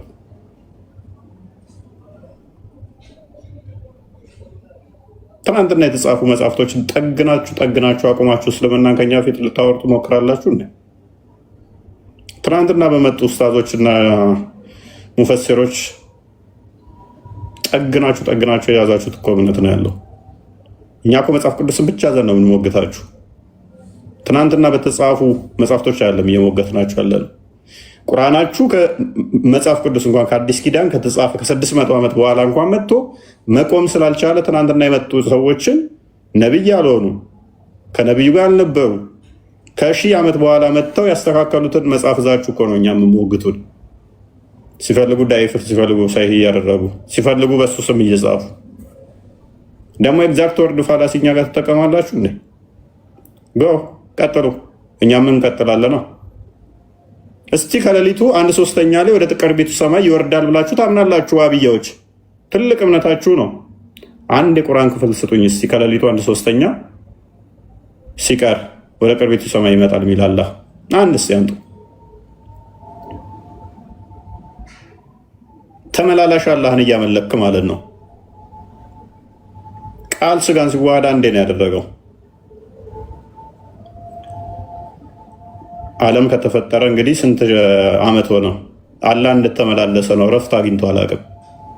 ከሌሊቱ 1/3 ሁሌም ይወርዳል። የእግሩ ጡንቻ እንዴት ነው እሱ? ደረጃ በመውጣትና በመውረድ አንድ ጥቅስ ከቁርአን ማምጣት አይችሉም። እንዴ ፍጡር ውስጥ ይገባል ይላል። ከሌሊቱ 1/3 ሁሌም ይመላለሳል አላህ። እረፍት አልባ መመላለስ ማለት ነው። ከቁርአን አንድ ጥቅስ አንጡ። የለም። አላህ ባቱን ይገልጣል በቂያማ ቀን ብላችሁ ታምናላችሁ? ከቁርአን ውስጥ አንድ ጥቅስ አንጡ እስቲ። አላህ እግሩን ባቱን ገልጦ ያሳያል የሚል በግልጽ የተጠቀሰ አንድ ጥቅስ አንጡ እስቲ። አላህ ባቱን ገልጦ ያሳያል የሚል አላህ በቂያማ ቀን እግሩን ገሃነምን ይሞላባታል ይጭንባታል ብላችሁ ታምናላችሁ? ዋብዮች አንድ ጥቅስ ከቁርአን አንጡ እስቲ። አላህ እግሩን ገሃነም ይጭናል የሚል ቅማል ካለባችሁ ለቅማል ላመረዱላት ብሏል ነብያችሁ። ቅማል ካለባችሁ ወይንም 6 ሰዎችን መግቡ ብሏል ነብያችሁ። ወይም በግ ረዱላት ለቅማል ብሏል። ከቁርአን እስቲ አንድ ጥቅስ ስጡኝ። ወሲብ ስታደርጉ እንዲህ አርጋ ብላችሁ ወሲብ አድርጉ ብሏል ነብያችሁ። እስቲ አንድ ከቁርአን ስጡኝ። ኢባዳ ነው ብላችሁ ስለምታምኑ ቂጣችሁ ውስጥ 30 ስትሰግዱ ሸይጣን መጥቶ ያደርጋል ብሏል። እስቲ ከቁርአን አንድ ጥቅስ ስጡኝ። ይሄን ተረት አስተምሮታችሁን ሱሪያችሁን አሳጥራችሁ ፈንደድ ስለምትሏት ነገር እስቲ አንድ ጥቅስ ስጡኝ። ሽንት ከተነካም በመቃብር ውስጥ እንቀጠቀጣለን የመቃብር ቅጣት አለ ብላችሁ ታምናላችሁ? እስቲ ከቁርአን አንድ ጥቅስ ስጡኝ።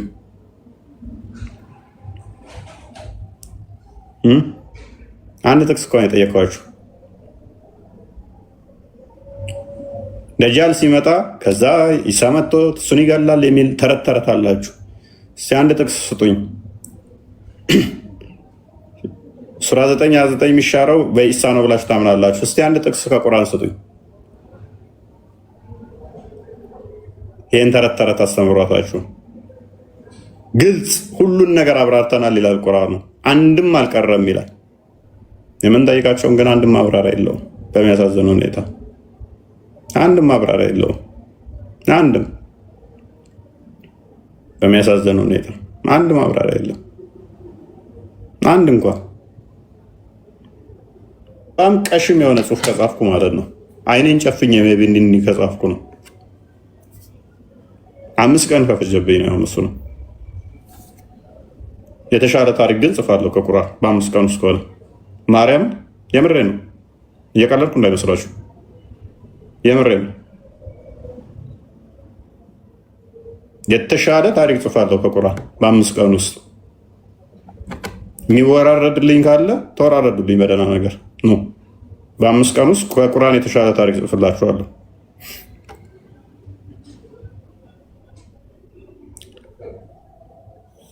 እና ስነ ጽሁፍን በደንብ ጠንቅቆ የሚያውቅ በደንብ እንደዚህ አይነት ስነ ጽሁፎችን እንትን ያነበበ የቁርአንን ስነ ጽሁፍ ሁኔታ የገና ተመልክቶ በጣም ነው የሚስቀው። በጣም የሚስቀው ማለት ነው። በተለይም የተለያዩ መጽሐፍቶችን ያነበበ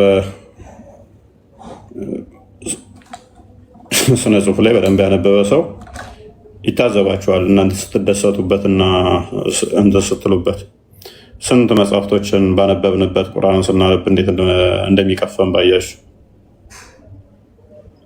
አስባል። እስከ ስንት ተምረህ ምናምን ነገር መሐመድ ላሉ ላይ ስፐርሙን ይረጫል ብለህ ስታነብ ከዛ ስፐርሙ በእጅ ይጠረግለታል። አይሻ ከዛ ስታነብ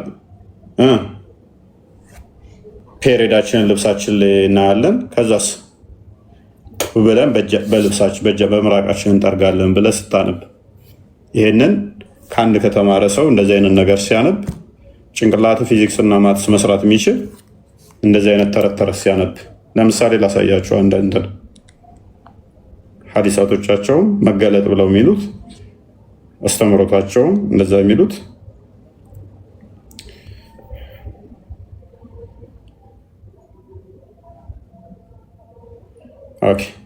ለምሳሌ አይሻ ከ2000 በላይ ሐዲስ ሸምድዳለች ብለው ያምናሉ። መሐመድ የሞተ ሬሳ እንደሚስም ሰሃቦቹም እንደሚስሙ 14 ጊዜ ተናግራለች። 14 ጊዜ ታነባላችሁ። በትንሹ እኔ አሁን ከደረስኩበት ነው። የሞተ ሬሳ ብሎ ምራቁን እንደሚተፋ ሬሳ ውስጥ ማለት ነው፣ ከመቃብር እያወጣ 14 ጊዜ ታነባላችሁ። ይሄንን ታምር ነው። አንድ በሉ።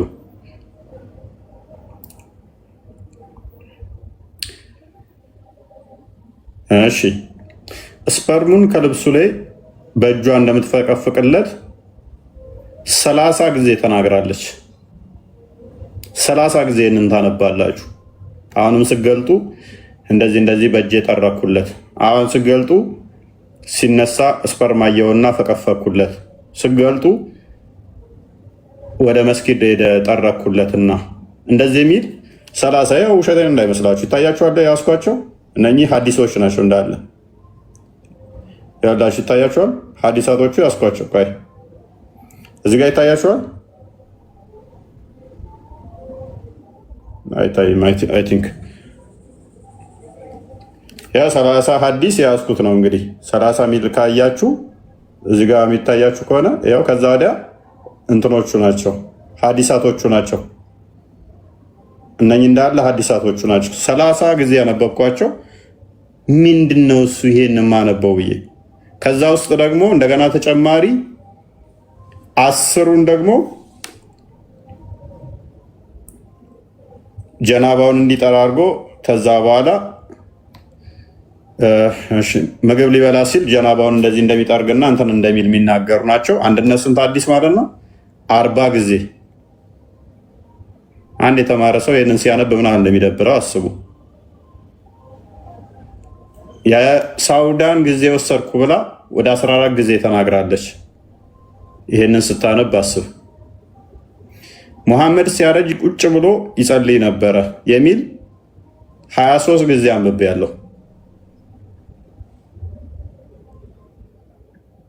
በ9 ዓመቴ ላይ ሙሐመድ ወሲብ አደረገኝ የሚል ወደ 9 ጊዜ አንብቤያለሁ። በጾም ወቅት ላይ ይስመኛል ላፌ ውስጥ እንትን ይላል የሚል 12 ጊዜ አንብቤያለሁ። 12 ጊዜ ስላችሁ አንዳንድ ፔጅ ማለት ነው። 12 ፔጅ ማለት ነው።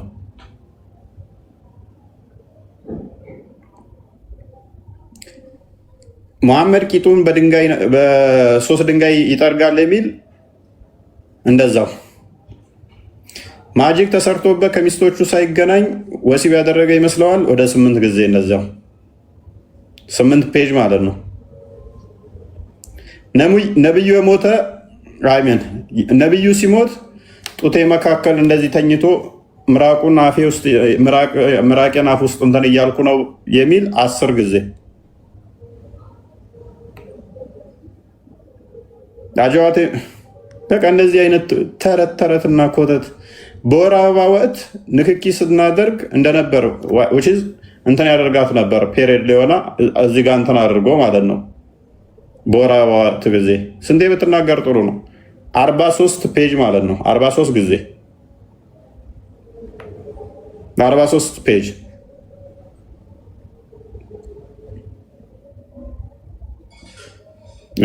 በወር አበባ ወቅት ፎንድሊንግ ያደርገኝ ነበር 10 ጊዜ። ከመነካካት ደግሞ ፎንድሊንግ ማድረግ። ፎንድሊንግ ምን እንደሆነ ታውቃላችሁ?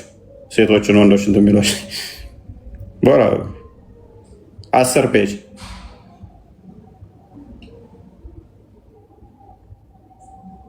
እሺ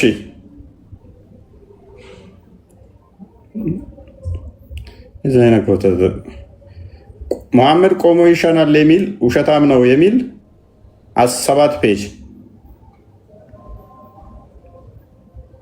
ሙሐመድ ሲያገባኝ አሸንጉሊት ትጫወት ነበር የሚል አይሻን ሲያገባት ሙሐመድ አሸንጉሊት ትጫወት ነበር የሚል 12 ፔጅ 12 ምዕራፍ አንብቤያለሁ። 12 ፔጅ ሶሪ ምዕራፍ አልኩኝ።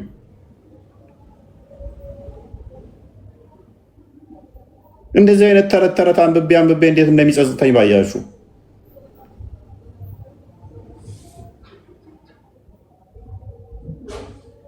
ጋብቻን እርብ ለማድረግ የምፈልጋትን ወይም የምትመኛትን ሴት ጡቷን ጥባ ሂድ፣ ከዛ በኋላ ጋብቻ እርም ይሆናል የሚል 22 ፔጅ አንብቤያለሁ ማለት ነው። 22 ገጽ 22 አዲስ ማለት ነው።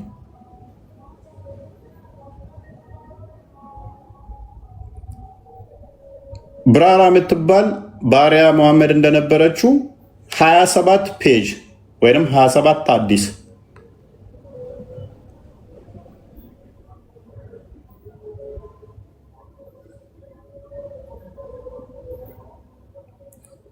ሰዎች በቂያማ ቀን ራቁታቸውን የሚመጡት ወሸላቸው ሳይገረዝ የሚል 10 ጊዜ አንብቤያለሁ። 10 ፔጅ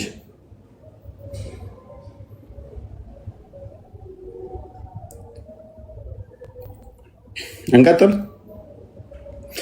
በፔሬድ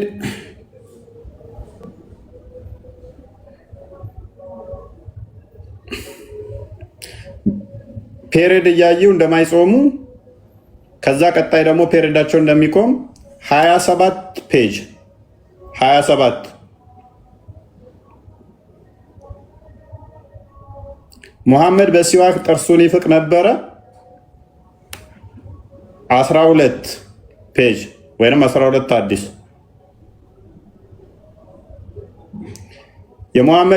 የሙሐመድ ሚስቶች ልብሳቸው አንዲት ነች፣ በዛው በልብሳቸው ላይ ፔሬዳቸውን አይተው በምራቃቸው እንትፍ ብለው ነው የሚጠርጉት የሚል 31 ፔጅ ወይም 31 ሀዲስ። እንደዚህ አይነት ተረት ተረት እያነበብኩኝ የሆነ ሰዓት ምንድን ነው ማነበው አልኩና ለምን አርካይቭ አላደርጋቸውም ብዬ ሰራዋቸው። ያነበብኳቸው መረጃዎቻቸው እንደዚህ ናቸው። እነኛውን ከብዙዎቹ በትንሹ የነገርኳቸው ይሄ ነው ሃይማኖት ተብሎ የሚከተሉት። ሶሪ ቢኒ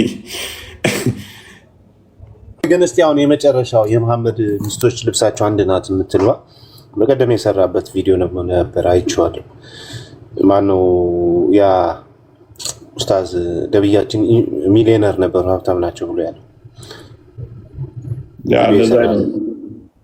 ታዲያ ሀብታም ከሆኑ ለምንድን ነው ልብስ ያልቀየሩላቸው ለሚስቶቻቸው? አንዳንድ ልብስ ያላቸው የኢንቨስተር ሚስት ሆነው የሀብታም ሚስት ሆነው እንዴት ነው አንድ ልብስ ሊኖራቸው የቻለው? ይህን ስታነበው እሱ ነው ትዝ ያለኝ የበቀደሙ ቪዲዮ። ያ ልሰራበት ብዬ እንዳይታውቁት እሱን አስታውሻው ነበረ። እኔ ላይ ሲሰሩብኝ ሀብታም ናቸው ችግር የላቸው ምናምን ብለው ሰሩብኝ። ልሰራባቸው አሰብኩትና አክቹዋሊ ለእነሱ ምላሽ መስጠት አያስፈልግም ብዬ ታውኩት፣ ነቄ ታውኳቸው። አንድ ልብስ ነው ያለን፣ በሷ ላይ ነው ፔሬዳችንን የምናየው፣ ከዛ በኋላ በምራቃችን ነው የምናጸዳው ነው የምትለው እና ንቄ ታውኳቸው። በኋላ ሀብታም እንደሆነ ይታወቃል እኮ በኋላ። አስቀድሞ ግን ነብዩ ሀብታም እንዳልሆነ ግልጽ ነው።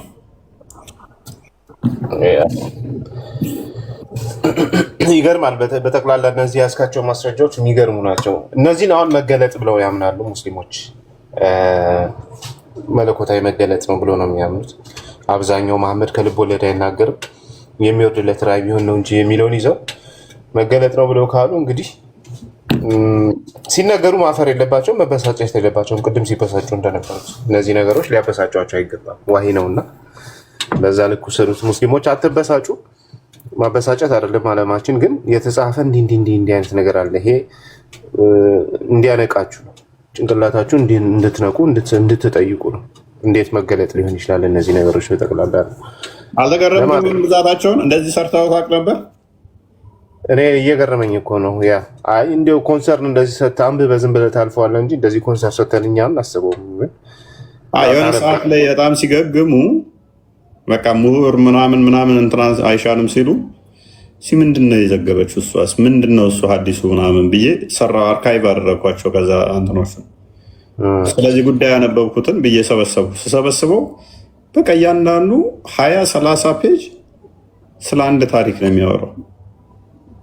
ተመሳሳይ ታሪክ ማለት ነው። ወሲብ እናደርግና ከዛ እንደዚህ እንሆናለን።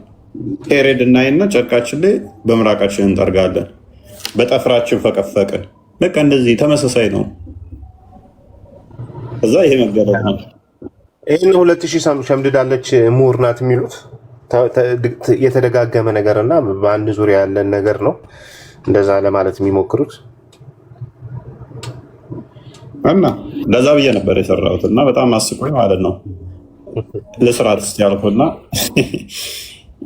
እንትና ታውቃለች ማማዬ ታውቅ ነበረ እና ቆይ ዝም ብዬ የሆነ ሰዓት ተደበርኩበትና ግን በጣም ዲፕሬሽን ውስጥ የሆነ አስደበረኝ። ታውቃለህ ማለት በአንደኛ ሴንቸሪ ላይ ፔሪዳቸውን ጨርቃቸው ላይ እንትን ብለው በጠፍራቸው ነው የሚፈቀፍቁት ብለው እንዲህ የሚያጸዱት እያልኩ ማንበቤ በራሱ በጣም ተሰማኝ። የምር ምንድን ነው እየሰራው ያለሁት? ጀለሶች ስንት ቴክኖሎጂ ሄዶ ስንት ነገር እየሰሩ ልብሷ ላይ አይታ ትጠርጋለች እያልኩ ነው ሳነብ። እነሱ በቃ እንደ ዞሮባቸው እምነት ነው ብለው እየተከተሉት ነው። እኔ ማንበቤ በጣም ነበረኝ ማለት ነው። እኔ አሁን ይሄ በጠቅላላ እፎይ አንተ ማንበብህ ጥሩነቱ ያው ብዙዎችን ከሲኦል ታስመልጣለህ። ይሄም ትልቅ ተልእኮ ነው። ግን አሁን ይሄ እውቀት አይጠይቅም እኮ የባልና የሚስትን ወግ ቤት ውስጥ የተከናወነን ነገር አውጥቶ አደባባይ የመናገር ነው። ማንም ሴት የምታደርገው ነው። ይሄ እንደው አይሻ ብዙ አዲስ ሸምድዳለች እንደዚህ ምናምን የሚሉት ነገር ከባሏ ጋር ያደረገችውን ነገር ወጥታ ነው ያወራችሁ፣ ወሬ ነው ያወራችሁ። በቃ ቤት ውስጥ የሚከናወነውን ነገር ያየችውን ነገር ነው የተናገረችው። እና ልክ በቃ እንደ ምሁር አድርገው ለመናገር ይሞክራሉ። አይሻ እኮ እንደዚህ 2000 አዲስ ሸምድዳ እንዲህ ምናምን ይላሉ። ምንድን ነው ይሄ? እኮ ባሌ እንደዚህ ያደረገኝ ሀሜት ነው ስትናገር የነበረው። እናንተ ይሄን ሀሜት ሰብስባችሁ መገለጥ ብላችሁ ሰብስባችሁ ያዛችሁት እንጂ ከባሏ ጋር ያለውን ድርጊት የአልጋውን ሁሉ ሳይቀር ብልግናውን ሁሉ ሳይቀር አውጥታን ያሰጣችሁ አይሻ። እና ምንድን ነው አሁን አይሻን በጣም ለማሞካሸት የምትሞክሩት? የቤት ውስጥ ገመና አውጥታ አደባባይ ላይ እኛ እኮ ጠቅማናለች። አይላቭ አይሻ ያለኛማ እሷ ባኖር ኖሮ ስለመናን ጉድ ምን እናቅ ነበር። አይ እነሱ የሚናገሩት ነው እንጂ ብቻ እንደሚያደርግ የነገረችን እሷ፣ እላው ላይ ዘር ፈሳሹን እንደሚያፈስ የነገረችን እሷ፣ በጣም ቆሻሻ የሚባሉ ፓርቶችን የነገረችን እሷ ነች። ይመሻል፣ ተበቅለዋለች። ብቻ ኤኒዌይስ አሁን አትወጣም፣ ትወጣለህ ከቤቴ። ሞባይል ላይ በጣም ቻርጅ እየሮጠ ነው። 3 ሰዓት በላይ አያቆይም፣ ይዘጋል። መልካም አዳርሽ። ቴንኪው። ምን የምትሰሩት ቤቴ ውስጥ? ምን የምትጠብቁት? ምን የምትፈልጉት? ውሻ ይልካል ቤቴ ውስጥ።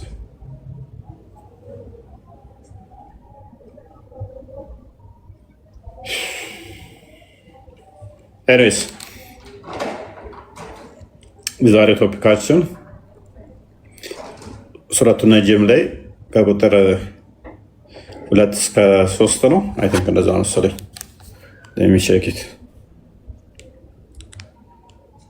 እናንተ ያለ ወዳጅ ይሄ ቶፒክ ደጋግመው እነሱ እኛ ላይ ከሚያነሷቸው ሰዎቹ ነቢያችሁ አልተሳሳተም፣ አልጠመምም፣ ከልብ ወለድም አይናገርም፣ እርሱ የሚወረድ ራእይ እንጂ ሌላ አይደለም።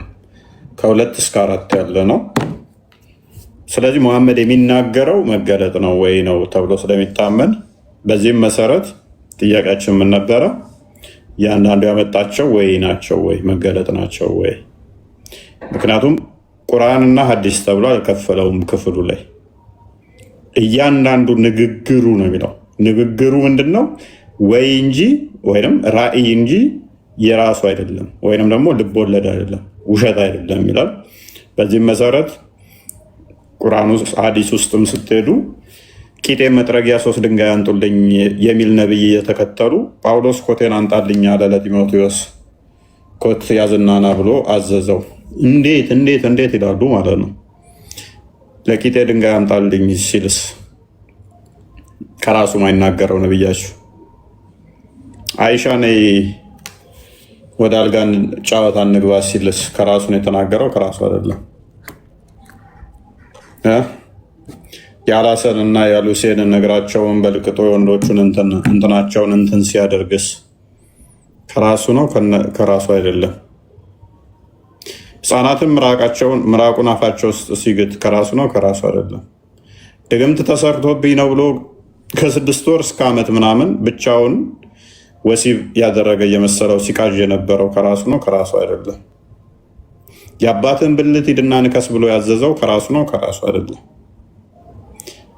ዑመርንስ ያልከለከለው? ያላትን እንትን ሂድና እንትን በልላት ሲል ከራሱ ነው ከራሱ አይደለም? እነኚህ ሁሉ ጥያቄ ልናነሳባቸው የሚገባ ነው። እኛ መጽሐፍ ቅዱስ ቃል በቃል የእግዚአብሔር ቃል ነው ብለን አናምንም። ቃል በቃል which means ሀ በል ሀ በበል በ እያሉት የጻፉት ሳይሆን ነቢያትና ሐዋርያት እግዚአብሔር በመራቸው መጠን መንፈስ ቅዱስ አነሳስቷቸው ለሰው በሰው እንዲገባን የተጻፈ ነው። ስለዚህ እንዲገባን የተጻፈ እንጂ ይሄ አካላዊ ቃል እነሱ እንደሚሉት ፍጡር ያልሆነ ማለት አይደለም። ነቢያቶቹ እኛ እንዲገባን ያዩትን የሰሙትንም ነው የጻፉልን፣ መማሪያ እንዲሆን የተጻፈልን። የእነሱ ግን ምንድነው? እሱ ዘላለማዊ ነው ብለው ነው የሚያምኑት። በደንብ አስተውሉ። ቃሉ ፍጡር አይደለም ብለው ነው የሚያምኑት። ያላ ቃል ፍጡር አይደለም። መሐመድ ቢናገረው ደግሞ ከራሱ አይደለም፣ ዘላለማዊ ነው። ስለዚህ ያላ ባህሪ ነው ብለው ነው የሚያምኑት። ልክ እንዳላ እጅ፣ እግር፣ ፊት፣ አይን እነኛ ንግግሮች ሁሉ ያላ ባህሪ ናቸው ብለው ነው የሚያምኑት። ስለዚህ አቡ ሁሬራን ውሃዞ እየተከተለው አቡ ሁሬራ 3 ድንጋይ ያዘልኝና ነው ቂጤን የምጠርግበት የሚለው ያላ ባህሪ ይሆናል ማለት ነው። ያላ ባህሪ ልክ እንደ አይኑ እንደ እጁ ካላህ ጋር ፍጥረትን ከመፍጠሩ በፊት ካላህ ጋር የነበረ ነበር። ልክ እንደ አይኑ ነበር ማለት ነው።